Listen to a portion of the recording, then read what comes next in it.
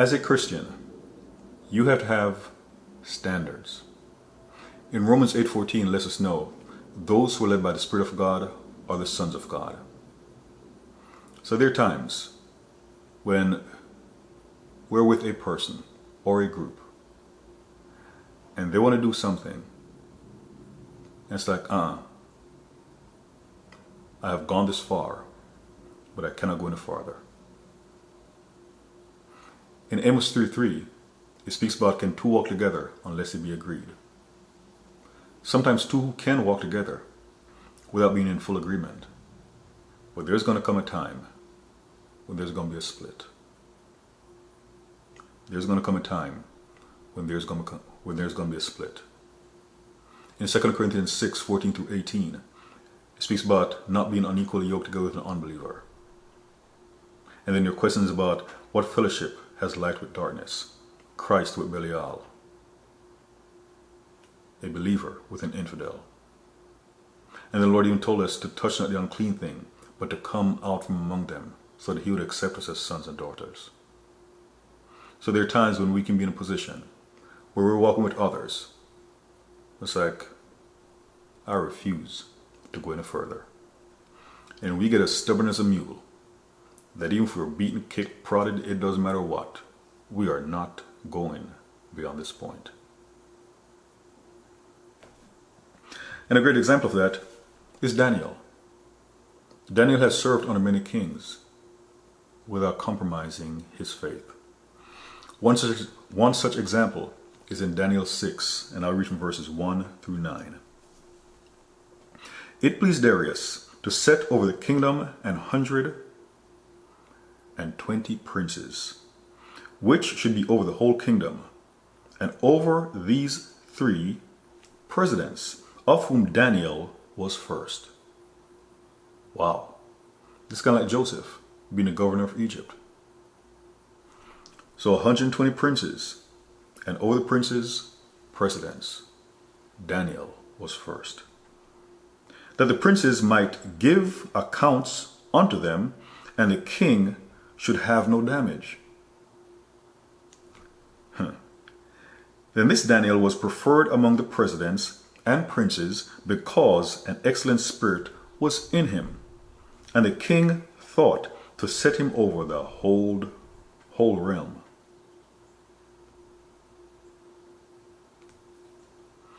By the way, when you read the preceding chapter, Daniel chapter 5, King Nebuchadnezzar had passed away.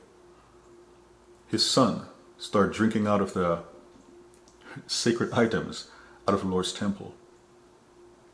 And he saw the right hand, a hand appear from nowhere and write on the wall. And he was afraid. And he was told about Daniel, who served under his father. The interesting thing is,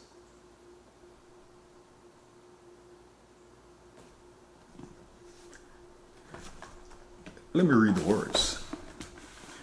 And I've been reading from the King James Version, but I'm going to look at the NASB version of the Bible.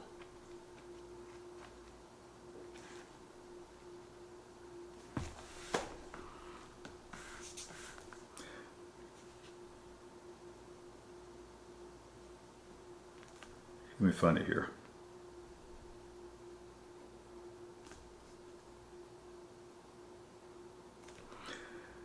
Daniel 5, starting verse 10. The queen entered the banquet hall because of the words of the king and his nobles. The queen spoke and said, O king, live forever. Do not let your thoughts alarm you or your face be pale. There is a man in your kingdom in whom a spirit of the holy gods, more accurately, the holy God, and in the days of your father, illumination, insight, and wisdom, like the wisdom of the gods, were found in him.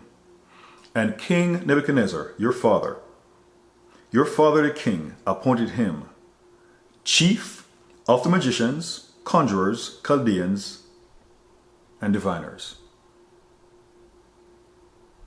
Imagine that. Daniel was a righteous man, a holy man. He was a prophet.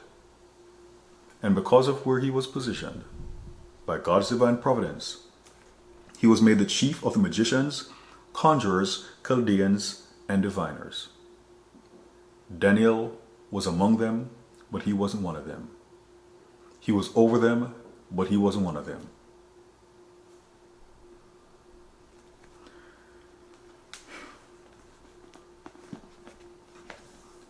See, Daniel could be among them, but he wouldn't go into their stuff. There's a part of, I may have gone to a certain point, but I'll go no farther. Back to Daniel 6. Then the presidents and princes sought to find occasion against Daniel concerning the kingdom, but they could find none occasion, nor fault, for as much as he was faithful, neither was there any error or fault found in him. That's a part of Daniel being righteous, being holy, being of God. Then said these men, we shall not find any occasion against Daniel, except we find it against him concerning the law of his God. Then these presidents and princes assembled together to the king and said unto him, King Darius, live forever. All the presidents of the kingdom, the governors, hold up, all the presidents, I know Daniel didn't agree with what they said. So they start off lying. All the presidents of the kingdoms, the governors, the princes, the counselors, and the captains have consulted together to establish a royal statute and to make a firm decree that whosoever shall ask a petition of any god or man for 30 days, save of thee, O king, he shall be cast into the den of lions.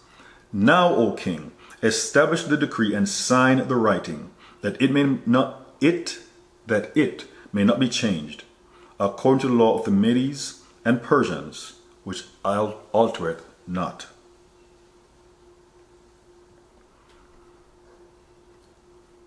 So they want to make a binding decree, something to force Daniel to his knees to worship Darius. Again, Daniel 5. He was over the sorcerers, the soothsayers, the Chaldeans, magicians, but he wasn't going to do their arts. And now they're trying to put another type of pressure on him. It's like, I can be a president with you, but I'm not going to serve your God. Christians have standards, and therefore Christians have limits. Wherefore, King Darius signed the writing and decree. And when Daniel knew that the writing was signed, he went into his house, and his windows being opened in his chamber toward Jerusalem, he kneeled upon his knees 3 times a day, and prayed, and gave thanks before his God, as he did aforetime. Daniel would not go to the lengths that they would go. As you know the story, Daniel was thrown into the lion's den. The Lord sent an angel to shut the mouths of the lions. The king interceded for Daniel. When the following morning called out to Daniel, Daniel was still alive. The king had Daniel removed, and the men and their families who accused Daniel, they were thrown into the lion's den. And the Bible even lets us know that before their feet could hit the ground, the lions had torn them apart. Daniel would not compromise. He would go with them to a point, but the point where he would go no farther. Now for that, don't be fooled because we were together. Don't be fooled because we were walking together for a while. Because there came a point where I'll go no farther. And there are people When you see others insisting on going to hell and they refuse to repent, it's like, I'm not going with you. I'm not going with you. And sometimes how two people walk together, it is not because a Christian is walking with the unbeliever. It's because the unbeliever is walking with a Christian. You're like, huh? You know, it's Jesus. He had people who followed his ministry to try to catch something coming out of his mouth so they could have a reason to accuse him. Was Jesus going after the Pharisees, Sadducees, or scribes?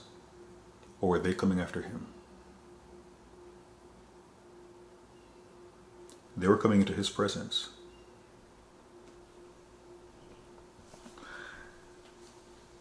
And also as a Christian, you may be in a position where you got into something ignorantly. You didn't know it wasn't of the Lord.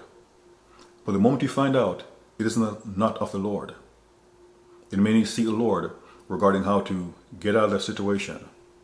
Because sometimes it poses a danger. And you need the counsel of the Lord. You can't just simply walk away.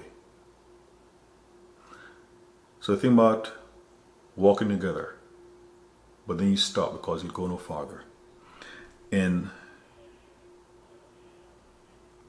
1 John 2 verse 19, it is written, "They went out from us, but they were not of us.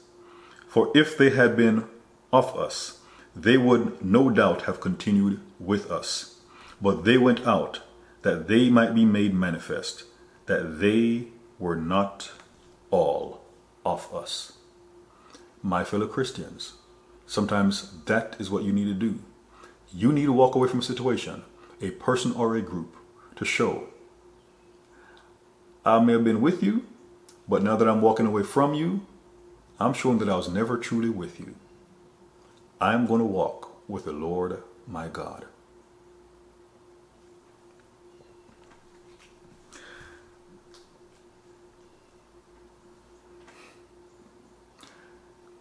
In Revelation 18, an angel spoke about, "Come out from my people, lest you share in her judgment."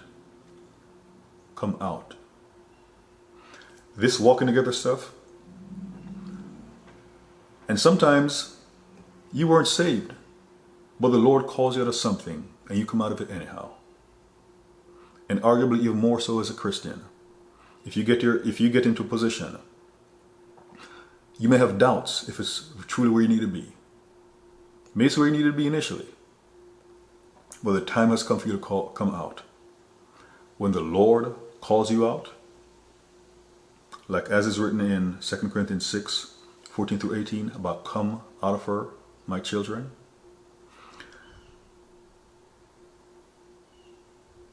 When the Lord calls you out, it's definitely time to come out. It's time to bring separation, to show that you were truly never of them, because you walked away from them, especially when the Lord calls you out. An example of that, in Matthew 2, verses 13 through 15. The Magi had appeared to King Herod about seeing a sign, for it's pointing to the birth of Messiah. The chief priests and elders searched the scriptures, found corroborating evidence. King Herod told the Magi to come back to him so that he could worship the child. But the Lord told the Magi in a dream that Herod wanted to kill the child and to leave another way, which they did. After that, it is written, "And then they were departed. Behold, the angel of the Lord appeareth to Joseph in a dream, saying, Arise, and take the young child and his mother, and flee into Egypt. And be thou there until I bring thee word. For Herod will seek the young child to destroy him." I pause for a second. The Lord was sending them to Egypt. So again, my fellow Christians, sometimes you ended up in a position And it was the Lord who allowed you to go there, or he sent you there. But him sending you there didn't mean he wanted you to stay. And it comes to a point where it's clear it is time to go. This also reminds me of Genesis 30 through 31, where Jacob, he fled, went to Laban's house. And then he found out Laban's countenance towards him was not the same as before. And the Lord told him to leave. Jacob did not go to Laban and say, hey, the Lord told me to leave. That was a situation that he needed to do so quietly. So my fellow Christians, know when you can do something publicly. I say, hey, you, hey, everybody, I'm leaving. Oh, why? Oh, God said, okay, have a good one. Because sometimes what people do, they're like, oh, the Lord told me that it's time for me to go. And then the person or persons they tell start saying, oh, no, it couldn't be God because God would tell me first because I'm over you, or so the case may be. Oh, that can't be God. And yet the one or ones telling you is the voice of the devil, trying to get you to disobey the Lord. Kind of the prophet in 1 Kings 13, who the Lord sent from Judah to Bethel with some specific instructions. Joseph heard what the Lord had said in a dream regarding fleeing to Egypt. So the Lord sent Joseph and his family to Egypt. Just because the Lord sent you there, it doesn't necessarily mean he wants you to stay there. And it continues. When he arose, he took the young child and his mother by night and departed into Egypt. Again, this happened by night, so he didn't waste time. So don't waste time when the Lord tells you to come out. And was there until the death of Herod, that it might be fulfilled, which was spoken of the Lord by the prophet, saying, out of Egypt have I called my son. The Lord, through an angel, told Joseph to take his family to Egypt. But then the Lord called him out of Egypt. Sometimes people are stuck on the previous instruction of the Lord, and they're disregarding the current one. He may have sent you somewhere, but now it is time for you to come out. A lot of times we think about Hosea because of Gomer. Yet in Hosea 11 verse 1, it seems like a vague prophecy speaking about Israel coming out of Egypt. And even Egypt, a lot of times, is associated with being the world. The Lord used Egypt, the world, as an incubator for Israel. But then he called his child out of Egypt. So yes, the Lord may have had you in Egypt for a while, walking with the Egyptians, maybe even walking like they do, wearing clothes that they wear, eating food that they eat. When the Lord calls you out, come out and stay out. Again, we may have walked together, but it came a point where I would walk with you no further. And what was will never be. In all things, ensure that you obey the Lord. Ensure you fear the Lord more than you fear any person. Know it's okay to walk with a person or a group for a while, but know your limits. I'll not go there with you. I'll not go there with you. Above all, remember, Jesus the Christ is Lord.